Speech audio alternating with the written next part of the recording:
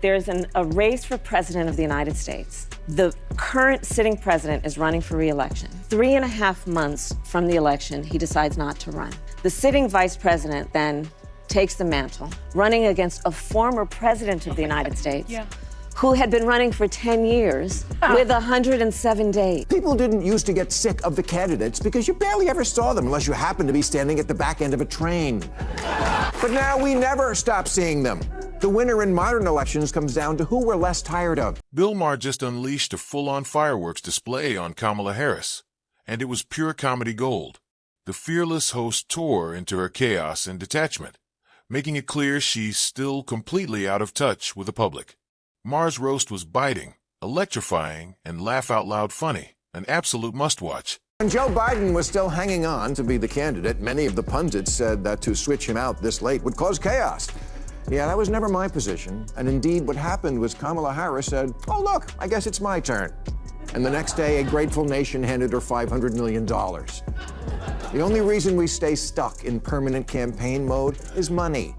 It's estimated this year that $16 billion will be spent on political ads. It's time we admit that the endless campaign exists only to enrich advertisers, political consultants, and what's left of the news media. The DNC never truly calculated the risks before choosing Kamala Harris as their 2024 nominee. The problems began long before her name was even on the ticket. Joe Biden refused to step aside early, and the party kept propping him up until his disastrous debate performance forced a panicked scramble for an alternative. When Harris was suddenly pushed into the spotlight, Democratic leaders tried to mask the chaos with a massive influx of cash, a war chest they hoped would stabilize the campaign. But it barely made a ripple. Money couldn't fix her shaky messaging, calm voter doubts, or rebuild broken trust.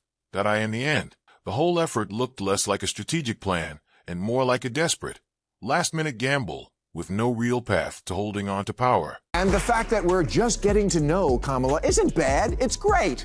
Great for her, great for the country. People didn't used to get sick of the candidates because you barely ever saw them unless you happened to be standing at the back end of a train. But now we never stop seeing them. The winner in modern elections comes down to who we're less tired of. They're just constantly on us. TV, radio, the mail, on our phones, texting. Hey, Bill, Tim Walz here. You up? They're everywhere all the time. Jesus Christ, off. Let mommy put her purse down. Here, Maher pushes back on Kamala Harris's defenders who insist voters didn't have enough time to get to know her because her campaign was too short. But Maher isn't buying it, and honestly, neither should anyone else. Harris had nearly $500 million at her disposal, an enormous war chest by any standard. She blasted the country with nonstop ads, celebrity endorsements, and perfectly choreographed appearances. A-list influencers with massive followings plastered her image and slogans across every corner of social media. Lack of visibility wasn't the issue. If anything, it was complete saturation. Voters saw plenty of Kamala, her branding, her speeches, her symbolism. The real problem, as Maher points out, is that people were already tired of her long before Election Day. Vice President Harris, in her new book, said it was, quote, recklessness for former President Biden's allies to leave the decision about running for re-election up to him and his family. Do you agree with her? Was it recklessness? Look, I wasn't there, Kristen, on this, and I think the president, again, got us through COVID, ushered us through, brought the economy back from the edge. I think there's question about this, and I want to be very clear. On me talking about the MRI, ageism is a real thing. Ableism is a real thing that we need to be careful of with people. And I think Donald Trump made a cottage industry out of attacking Joe Biden's competency, and it seemed like that got reported a lot. And here we go with the sidestepping again. The question was simple, yet Tim Walz twisted around it like he was auditioning for a political talent show. Kamala Harris had already made her position clear. She blamed Joe Biden's inner circle for leaving the decision to stay in the race entirely in Biden's hands, and by extension, his family's. In her view, they should have stepped in sooner, taken responsibility, and spared the party the chaos that followed. In short, Harris argues that Biden's hesitation and late decision-making played a major role in her downfall.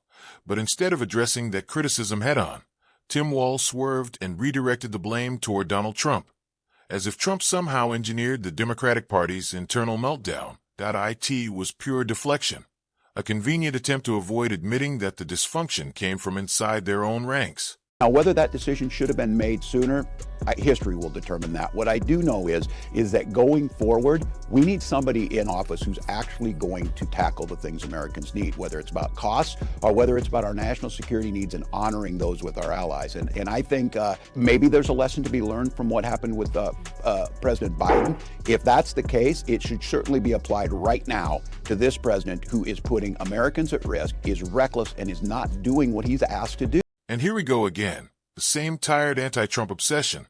These commentators just can't resist dragging Trump into every discussion, even when he has absolutely nothing to do with it. But did you catch the quiet slip in Tim Walz's comments? While tossing out his routine Trump jab, he also managed to throw Joe Biden under the bus. When Walz said there was a lesson to be learned from Biden, that wasn't admiration, it was a pointed hint. He was signaling that Biden mishandled the transition and should have stepped aside much earlier. It's a subtle way of echoing what many Democrats have been whispering behind closed doors. Biden's hesitation and sluggish decision-making helped drive the party straight into the ground while Walz tried to distract everyone with yet another Trump reference. He accidentally strengthened the very criticism Harris and other Democrats have been pushing all along. Vice President Kamala Harris has left the door open to potentially run office again. Do you still think she's the strongest person to run for president in 2028? Well, I'm glad she's out there, and I'm glad a whole lot of other people are out there, because I think Donald Trump sucks up so much oxygen. We need to have the Democratic Party out on the field, the broad, inclusive Democratic Party, talking about making life more affordable, talking about protecting freedoms, and I think Kamala Harris does a wonderful job with that. If she chooses to run, that betters all of us. We will have the process we'll go through. I'm sure there'll be a lot of folks throw their hat into the ring, but that's good, and we need to make sure that we're providing the alternative that America's asking. It's not hard to understand why Kamala Harris chose Tim Walz as her running mate. Much like Harris, he's perfected the art of dodging straightforward questions, treating direct honesty like it might explode in his hands. When he was asked a simple yes or no question about whether Harris would make a strong 2028 nominee, he couldn't deliver a straight answer. And that hesitation speaks volumes. It points to one of two things. Either he doubts Harris's long-term viability, or he's keeping space open for the party's next up-and-coming favorite. That, let's be honest, the first explanation seems far more likely. Harris's stumble in 2024 already bruised her credibility, and quiet chatter inside the Democratic establishment hinted she'd be a weak bet for 2028. Walz knows that. His evasive answer wasn't just political caution. It was a subtle acknowledgement of a truth the party won't say out loud. They're already looking past Harris. And I think she had a message last year that I'm proud of. I think, did it break through enough? Obviously not, but it's still a message that worked, making sure that America is affordable for all, people feel included, and we tackle the toughest. And that's exactly the point Maher has been making from the start. Most Americans simply couldn't connect with Kamala Harris's message because it never spoke to their real lives. It wasn't about lack of exposure. She had interviews, rallies, national addresses, and countless moments where the spotlight was entirely hers. But instead of offering clear, grounded arguments, Harris drifted into long stretches of word salad and puzzling logic. Viewers didn't walk away inspired. They walked away confused, trying to figure out what she actually meant. Maher's critique goes even deeper. Communication isn't just talking. It's making people feel understood. Harris often sounded detached, overly scripted, or stuck in circles of vague rhetoric that aimed for depth, but landed as emptiness. What was the primary reason, do you think, that you lost? There are many factors, I think, that played into the outcome of that election. But I think probably one of the biggest in my mind is we just didn't have enough time. We didn't have enough time. We didn't have enough time. Oh, yeah. And, one of the reasons I wrote the book is this is unprecedented. Think about this, that there's a race for president of the United States. The current sitting president is running for re-election. 3.5 months from the election, he decides not to run. The sitting vice president then takes the mantle, running against a former president of the United States who had been running for 10 years with 107 days. At this point, critics argue that Kamala Harris has a habit of reshaping her message whenever it benefits her campaign. Her latest claim, that Donald Trump somehow had an advantage simply because he was a former president, falls apart the moment you look closer. Harris herself was the sitting vice president while running. If status gives you a boost, she had one too, arguably a bigger one, but that's where the irony really kicks in. What Harris conveniently skips over is the reality of her own administration. For years, Democrats hammered Trump with nonstop legal battles, investigations, and political attacks, shaping the entire election climate. They mocked him, questioned his stability, demonized his supporters, and branded him a national threat at every turn. Every scandal was magnified, every accusation given wall-to-wall coverage, and those legal fights became the backdrop of the entire campaign season. So, for Harris to now claim that Trump benefited from some unfair edge? Critics say that's not just misleading, it's pure misdirection.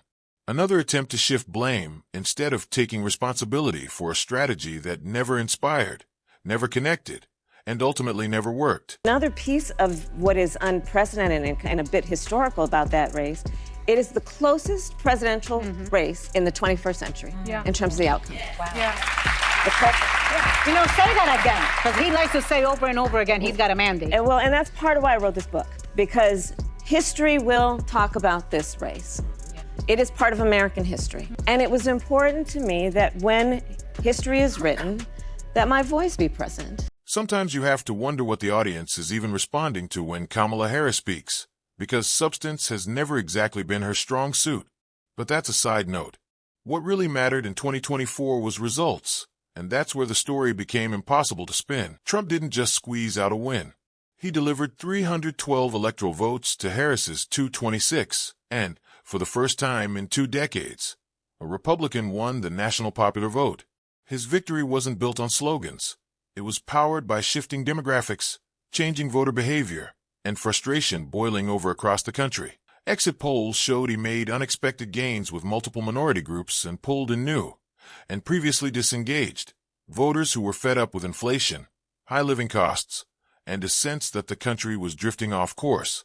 For millions, his win represented a rejection of uncertainty, economic instability, and a political establishment that felt completely detached from everyday life. Harris, meanwhile, simply couldn't connect.